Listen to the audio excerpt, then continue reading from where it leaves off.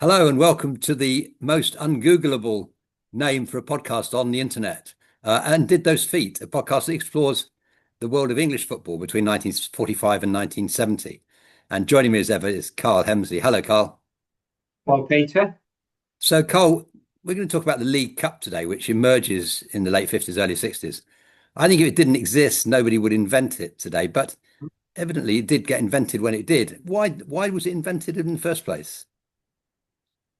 I think it's largely because of the strange structure of English football, where you've got the Football League and the Football Association both trying to run the show. I think that's a big part of it. So there's a Football League trying to get more power, more say. That was a big reason for it, I'm sure. In addition, you, of course, by 1960, the European Cup had begun to establish itself. Well, it had established itself. And that was offering midweek football to the champions of England. And I think there were people in the Football League who wanted to offer it to more clubs than that. So the League Cup was a way of doing that and saying, look, it's not just all about Europe. We've got something that would be even better. A midweek competition for English clubs. Who's interested in these fancy damn foreigners when we can have a midweek English knockout competition? And With of plenty of course, route one and the ball in the box, stick it in the mixer, that absolutely, kind of thing. None of absolutely. this classy stuff from Real Madrid. Who needs Puskas exactly? And the thing, of course, that was made this midweek football possible that didn't exist a relatively short time earlier was floodlights. Yes, floodlights, So yes. by bringing floodlights in, that of course enabled teams to compete in midweek European competition, but it also allowed them to compete in this kind of midweek version of the FA Cup, Yes, organised by the Football League, yeah. which is sort of what it was, but of course didn't quite have the glamour and standing and That's right. history. No, Obviously, the history, but didn't have the glamour and standing of the FA Cup. And yet somehow it did manage to establish itself to a degree. to a degree, yes, it did. I mean, it was rather a slow burner, wasn't it? I think it's fair to say. Um, It was. so, no, I think you're absolutely right about the floodlight. And the other thing I think is perhaps there was a feeling, I think, in the late 50s that the game needed kind of root and branch reorganization. And I think we can say, the maximum wage comes into that, as well as the abolition of the old third division South and third division North, which certainly if you were a Reading fan, as I was in no, not in those days, but 10 years later, Reading were playing in the third division South. They were only playing teams in and around their area. And so, but then that was abolished in what about 58, 59, and we Yes. go to the third and fourth divisions. This And I think that was, reorganisation thing is very interesting because you look back and well, that doesn't make any sense because there wasn't a reorganisation following the creation of the League Cup. But it's as if they wanted to reorganise. They created the League Cup with an idea that there would be a reorganisation, and then the reorganisation didn't happen, if that makes sense. no, it's a So, very, for example, yes, so for example, there was one plan that I was reading about in the Times where Bristol Rovers had proposed, of all things, a football pyramid, which of course is how we talk about football now. yeah, indeed. And their plan was, if you can believe it, a Premier League, and Interesting. below that, two regional second divisions, Well, three regional third divisions below that, and four regional fourth divisions wow. below that. That was the kind of idea that was being floated around, and of course it didn't come in. But I think that was part of the reason for having the League Cup was to reduce the number of league games in the top division, to reduce the number of teams in the top division, and Right. therefore a reduction in the number of games. Hmm. And so that's why another reason why you would need a League Cup. And yet this reorganisation didn't occur. And it was slated. I mean, there was an interesting article in the Times newspaper, really being very, very critical of the idea of the League Cup. So there's talk. So the Times newspaper said there's talk of a reorganisation of the league, but along what lines? Where a drastic reduction is required in an attempt to raise quality, no doubt quantity and a further spread of mediocrity will be the dose. And it goes on to say, the Football League proposed next season to implement their useless Football League Cup to be played in midweek. It gets the players, the clubs, and the public nowhere. Well, that's it. They're jumping the gun here because the League Cup actually, as we're going to show over the 10 years of its existence that we're talking about, from 1961 to 1970, does earn its spurs in. That's not the wrong metaphor. It does what it says on the tin by the end of the decade. Yeah. It's very much an established part of the landscape. And I think what's striking for us looking at it now after 50, 60 years is the fact that it's a slow burner. So in the first final we get Rotherham, and in the second final we get Rochdale. And by the way, in the second final, 1962, it's striking that there's no first division representation here. It's Norwich from the second division against Rochdale from the fourth. And I think I got a feeling that the year before Rotherham, when Rotherham got through to the final, so we only get one first division finalist out of the first four finalists. That's Aston Villa. But that Rotherham actually beat Shrewsbury in the semi-final in the first year, 1961.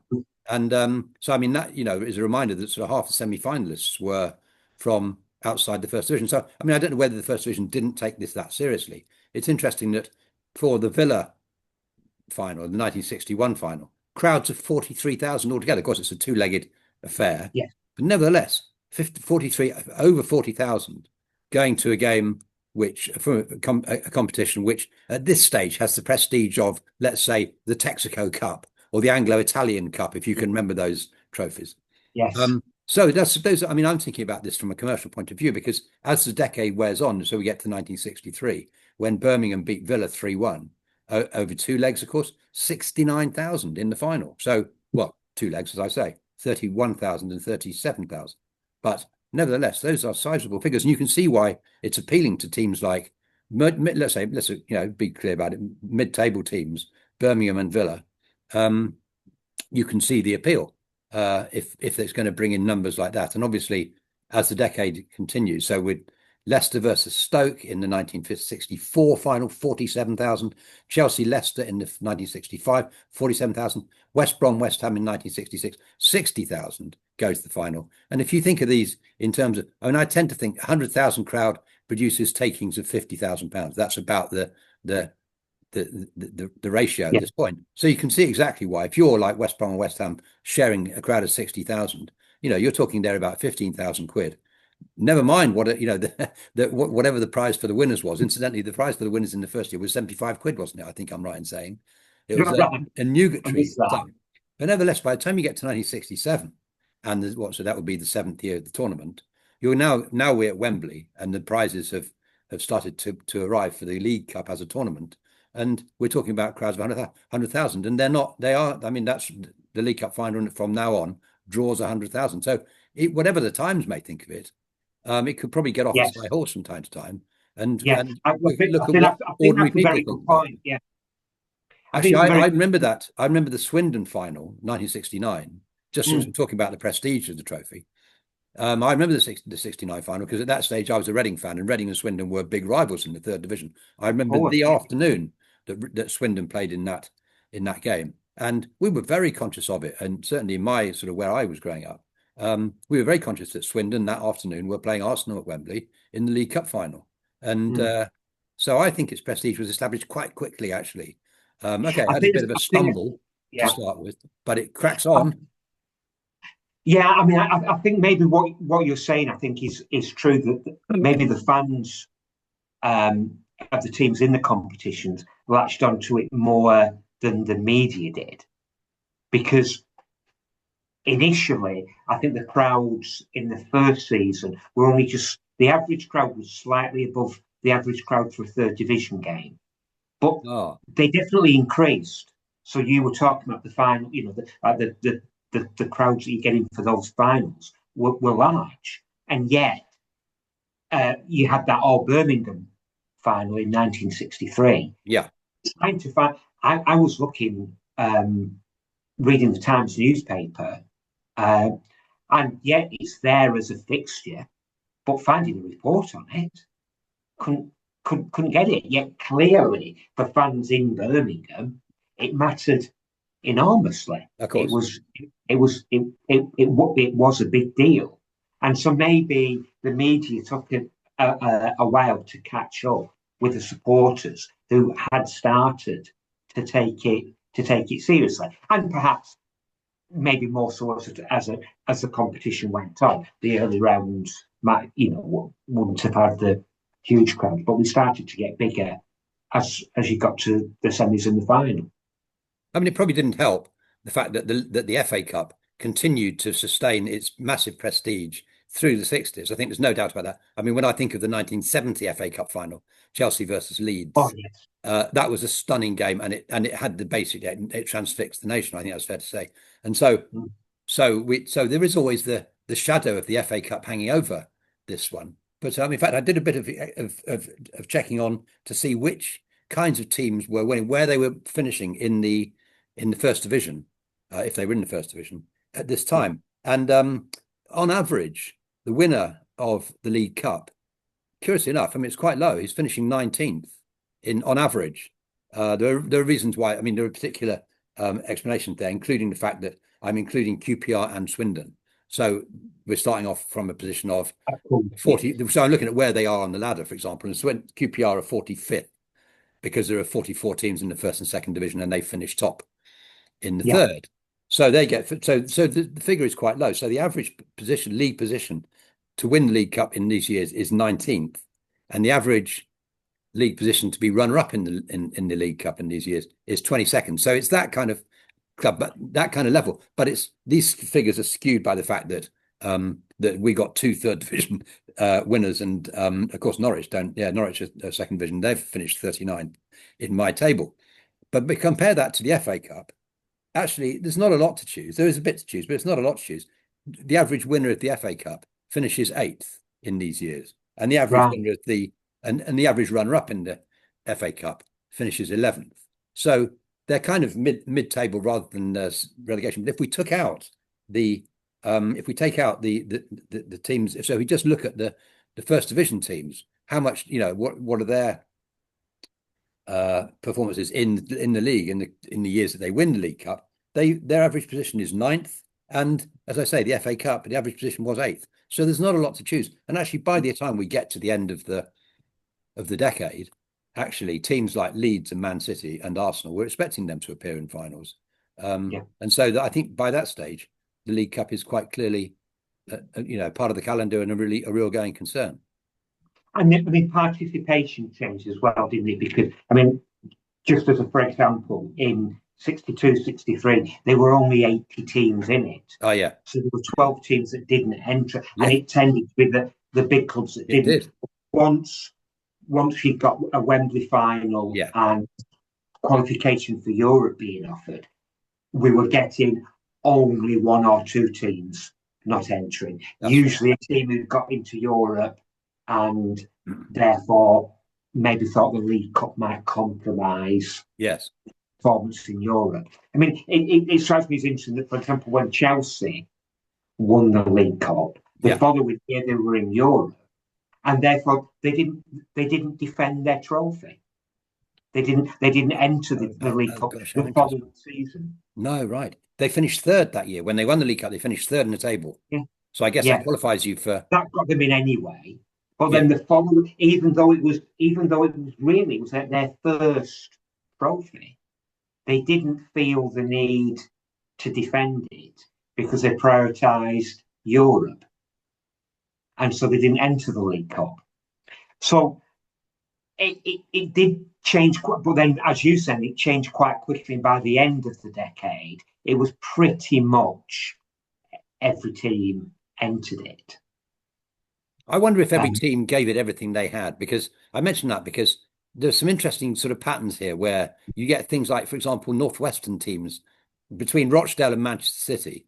So we get about 8 years there where the no Northwestern teams are appearing. And so all those big teams, Liverpool and Everton, Manchester United, Manchester City. So Man City appear in 1970, but not until then. All those really big city teams. And actually, you could, I mean, that perhaps is the key to this. Apart from Birmingham, which obviously does take it quite seriously. I mean, the city of Birmingham, because Villa Yes. appears several times, West Brom appears several times, Birmingham appears several times. In fact, I think I'm right in saying that 9 of the 20 finalists in this period are from the West Yeah, Midlands, are that's from right. Birmingham Yes, yes. City. But Tottenham, Liverpool, Manchester United, Yeah. Everton, they don't appear. So I don't know if It's, it's, are they yeah, I feeling mean, it's reserves or interesting. what? I looked up United, Manchester United, played in 66-67, which is the season when they were league champions that year. They were in the League Cup.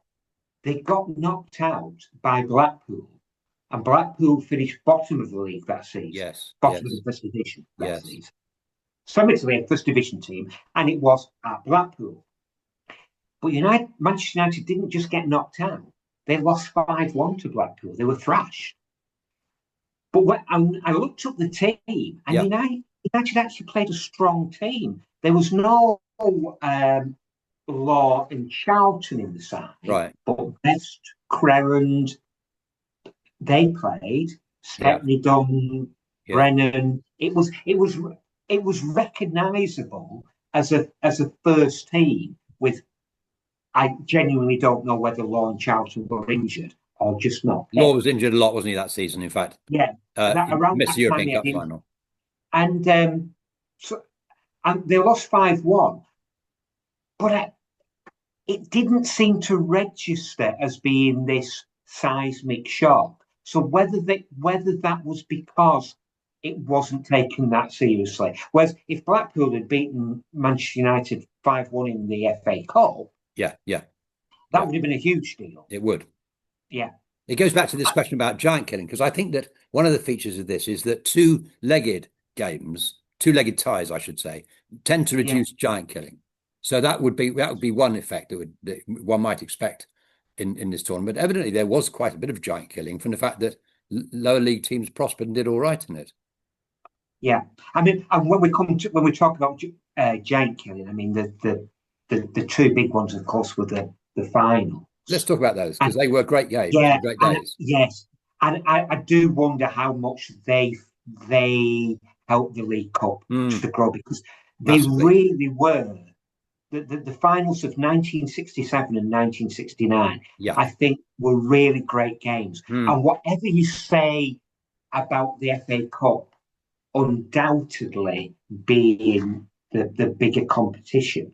yeah. In terms of the actual qualities of finals, Yeah. I wonder whether did the FA Cup come up with any final really as good as those two games? Well, the And West Brom, the I'm West not because sure West Brom were 2-0 up and big lost three matches. two.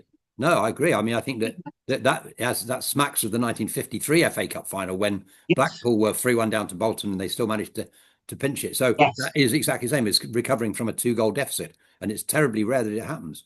But yeah, no, I think that's absolutely right. And Arsenal, Swindon beating Arsenal 3-1, of course, had the extra element that Swindon were, well, both teams third division, QPR and Swindon third division outfits yeah, with really everything to gain and nothing to lose. And so it proved. No, those are tremendous games, obviously. I was thinking of yeah.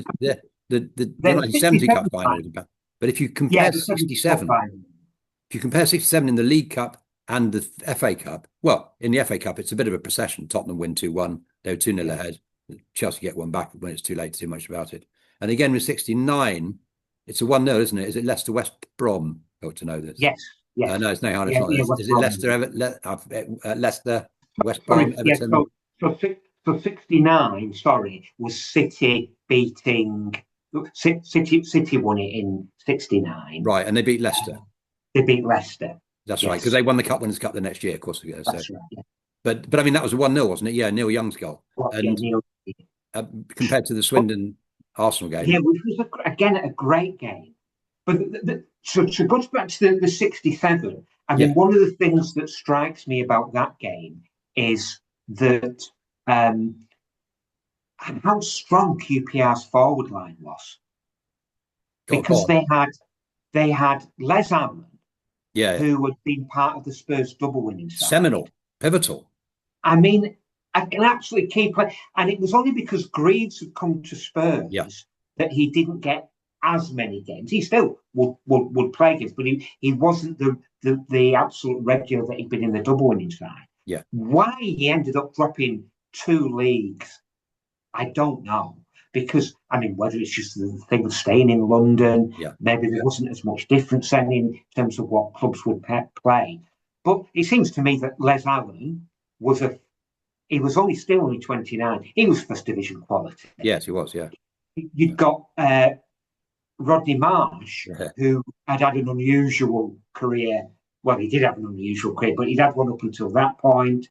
You know, he'd established himself at Fulham, played really well, got an injury as a very young man that put him out for a long time, but came back from that, scored a load of goals, but then fell out with Vic Buckingham. So he dropped down a couple of divisions, but he was clearly a class player. he was. And then as and then the other player that you got was Lazarus. Yeah, yeah, And again, a winger who was scoring goals at a goal every 3 games or so up to that point in his career. And again, he'd only very briefly been in the first division. He'd fallen out with Stan Cullis at Wolves. And right. again, a player that Easy to do, I seemed to suspect. be too good for the third division. Yeah, So yeah. you've got this really strong forward line at Fulham. And so that was one thing that was impressive about the team. The other thing was obviously their spirit, because as you pointed out, they were 2 goals down to a Yeah, very good West Brom yeah, side. it's a very good team. Yes. But the thing that struck me about watching that match was as the game went on, Fulham seemed fitter, which seemed No, Fulham. really odd. No, hang on, QPR. You're not Fulham. Sorry. Fulham, yeah, QPR, sorry. Yes. QPR, the third division side, seemed fitter than West Brom. Interesting. Yes. And at the end, they were really battering Albion. And that was an amazing game.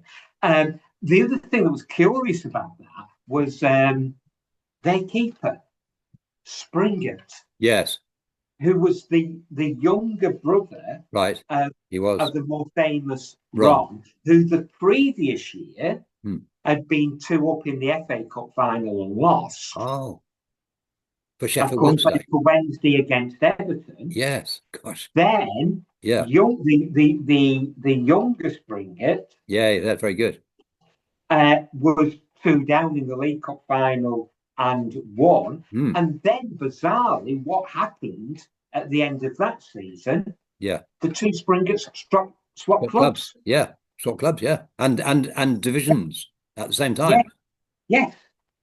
So Ron Springer ended up playing for QPR, where he started off. Yeah. They were Londoners. Yeah. West London. In the second division because the QPR side was promoted, and his brother was at Wednesday. So very good. That was just a very curious. It is. It is. Well, it's curious because coming back from 2-0 down is quite a curious thing. Doesn't happen very often, as we were saying earlier. And then into 69, when we get Swindon against Arsenal.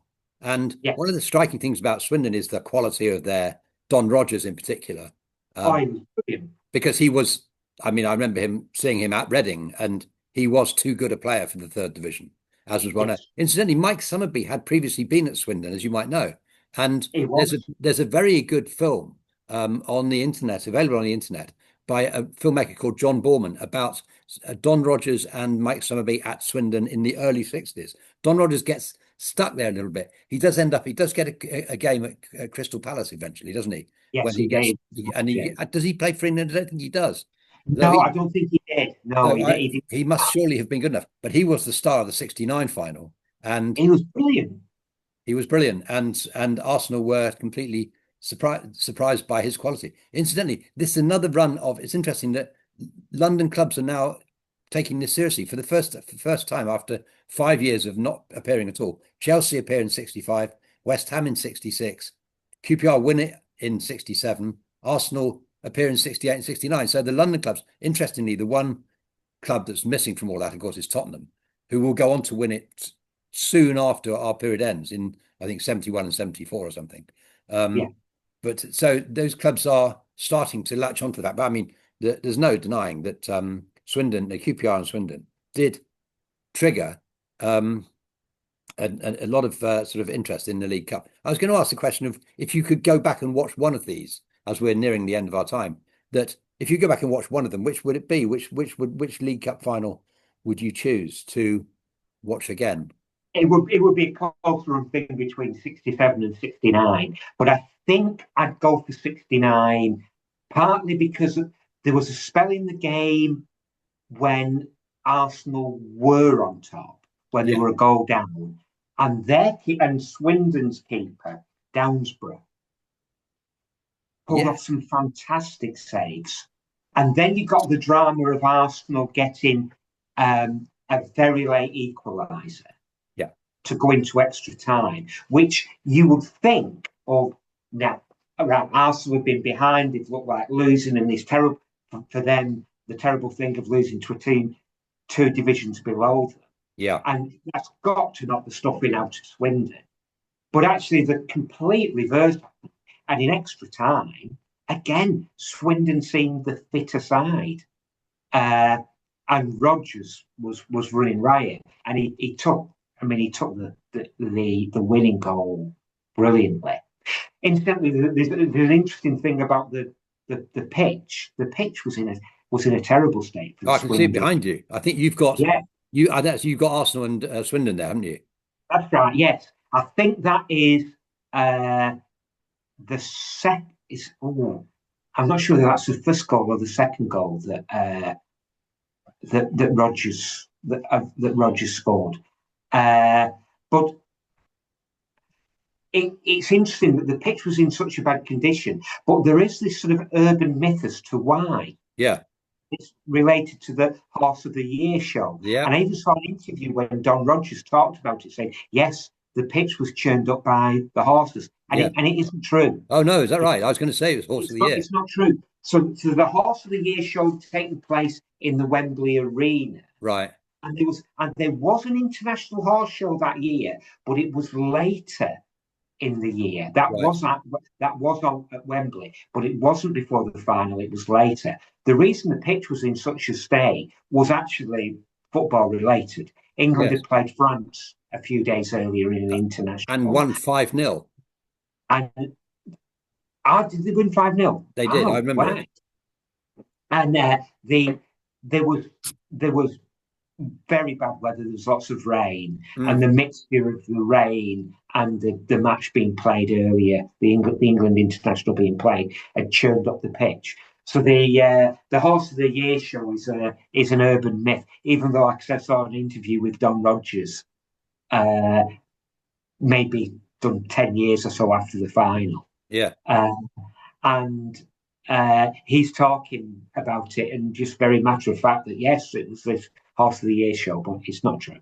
There's no story though of League Cup triggering the sorts of injuries that been knighted the FA Cup. I mean, if you remember, between sort of 1950 and 1970, the FA Cup was ruined year by year.